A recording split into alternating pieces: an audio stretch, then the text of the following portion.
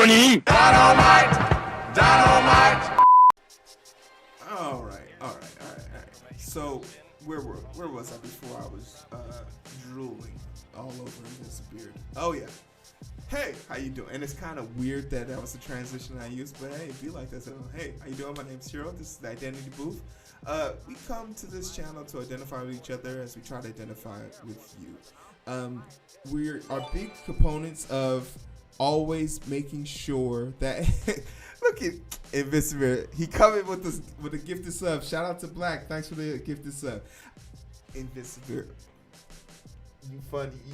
I appreciate you, man. I appreciate you, my dude. Honestly.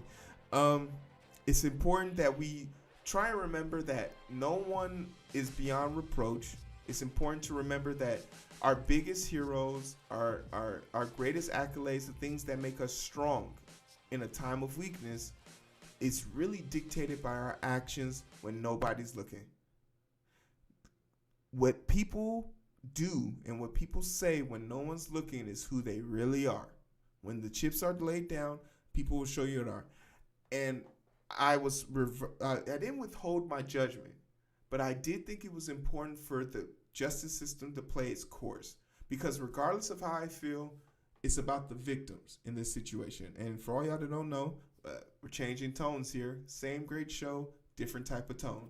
We're going to be talking about the verdict that came out for Rkelly. Now, as a Chicago kid, not only have I met Rkelly, not only have I had parties where Rkelly showed up, and I'm about to tell a crazy story about this.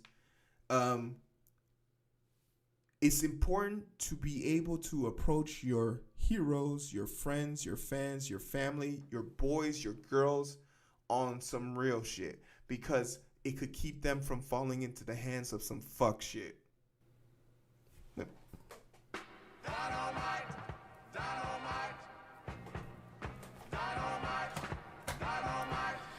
It could protect them from falling into the hands of some fuck shit. It's important that you're able to keep your people protected without a gun. By giving them the knowledge of mind, you can provide them a lifetime of pain-free experiences. I remember when I met Rkelly for the first time. I was 16 years old. I was notorious for throwing parties at people's houses and like these breakaway lounges and stuff like this where we would just throw massive parties. And I remember it was the week after homecoming. I think it was my sophomore year. I was homecoming Prince, so I was loving it. Sophomore, homecoming Prince. And I just remember the bullshit of setting up this party that there was this talk about some college kids coming to the party because we had just blown up that much. And we got enough pub that we got some college kids up. This dude was named Smoke. Obviously sold all the weed in the community. What a great name. Never once got arrested for it. True story. And he told me like, yo, I think a celebrity's about to pull up to your party. And I was like, no fucking way. Because you got Twista, you got Kanye, you got a Soulja Boy. There was a bunch of people back in 2007, 2006, 4 that was popping off. Like a bunch of mainstream rap artists. Like you could run into Twista and Kanye West in Chicago. It was quite possible. I was like, no way. He's like, yeah, man. As soon as he's done with his performance, he's trying to find an after party, because that was a big song. And when you listen back to some of Rkelly's music about after parties and the things that happen at these parties, it starts to really resonate that, damn, this dude was broken from the core. And what he did was even worse. And he showed up to my party. And I was dumbfounded. Rkelly at my party, enjoying his best life. The part that I didn't understand was like, yo, Rkelly's at my party. And there's this TikTok trend. Oh, I don't even think I can play the song because it's like copyrighted. But there was like this trend where it'd be like, Drake was like, I was rolling through my six with my woes and shit like that. And then you think about what you said. Rkelly showed up to my party. What? And then I thought about it. Rkelly showed up to a 16-year-old's party. To do what? He didn't perform. He didn't even look my way. He didn't dab me up. All the girls went crazy in the room. And it was just like, if I had only had the vision I had now as a young kid. It's crazy, Invincibility. It's so crazy that this is a thing that like I have to come to terms with. But let's get the full wrap for all you guys that aren't up to date. This is a quick TLDR. It's 1 minute. We are following breaking news. We're back to our top story. Jurors have handed down a guilty verdict in the Rkelly trial. The jury convicted the R&B superstar on a single racketeering charge and 8 violations of the sex trafficking law. Kelly was accused of running a Chicago-based criminal enterprise that recruited young girls and women for unwanted sex. He has continually denied any wrongdoing. The 6-week trial included graphic and disturbing testimony from several victims. Attorneys for the victims say their clients' trauma will likely linger for years. Of all the predators that I have pursued, however, Mr. Kelly is the worst for many reasons. First, he used the power of his celebrity to recruit vulnerable underage girls for the purpose of sexually abusing them. These were not May-October relationships, which is what his defense attorney wanted the jury to believe. These were crimes against children and some adults. Rkelly could face decades in prison at sentencing, which is scheduled for May 4th. I think it's crazy. The sex trafficking law. Kelly. I think it's crazy. Okay, like let's be serious here.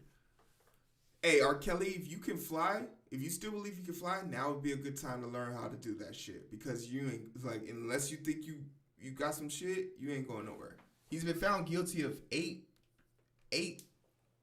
horrendous crimes, but they're not done with him yet. He still has crimes out in New York and still has federal pending crimes. And he's already been found guilty on one set. He could serve the remainder of his life behind bars, which would be one of the more significant punishments for sexual misdeviant and sexual assault, rape, and all these type of things that anyone's ever suffered. I think that there's a lifetime behind bars for taking the innocence of young people, serve his rights. Hell yeah. Send his ass to jail. And let him sleep next to Pookie and them. You know, the dudes with the long dick. So they could fuck him up. Both ways. And sideways. And if you had to think about that shit, go back and watch Saturday Night Jacks. And you gonna know what I'm talking about. In the black community, particularly in the black community, you're going to see a lot of people trying to defend Rkelly. But his music, go fuck yourself. You are the bane of my existence. You are the shit that I scrape off at the bottom of my shoe before I step into my house. We cry, like black people will sit here and say shit like, we gotta protect our own and we gotta love each other. We gotta do better, and let a pedophile into their house with their kids dressed for bed. Let me give y'all some context to this shit. If you've ever been in a house and a woman or a dude has had to tell a young child or a young woman to go put on some clothes because you walked in the house, there's something wrong with you, bruh. They don't trust you, bruh. You'll be on their suspect list, my friend. I don't get that idea where seeing a girl dressed in a certain way makes you feel like you have to say something like that, bro. What up, Mac? There's a disconnect for us as black people where we constantly want to blame the victims. And this is more so in all cultures, where you want to blame the woman for being a victim. You want to blame the woman for being a victim. I don't know how long my autotune has been on. Sorry, guys. Having a serious ass conversation with autotunes on. I'm sorry if I left that on. I forgot. I got a stream deck. I don't know how it works. It's crazy though that we as a black community, we couldn't root this guy out back in 2014. We could have gotten, they had enough time to make a Boondocks episode. Let me talk to y'all about production, right? You got to get the story. You got to find a way of making this story into a 22-minute epic that can be aired on a TV show.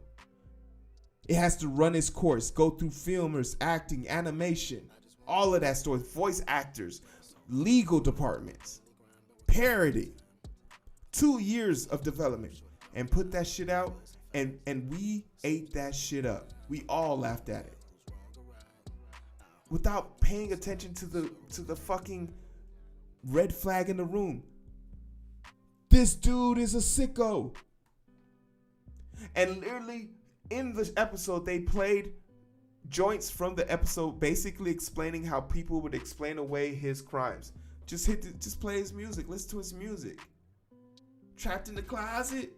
You gonna be trapped in a jail cell, my guy. For life.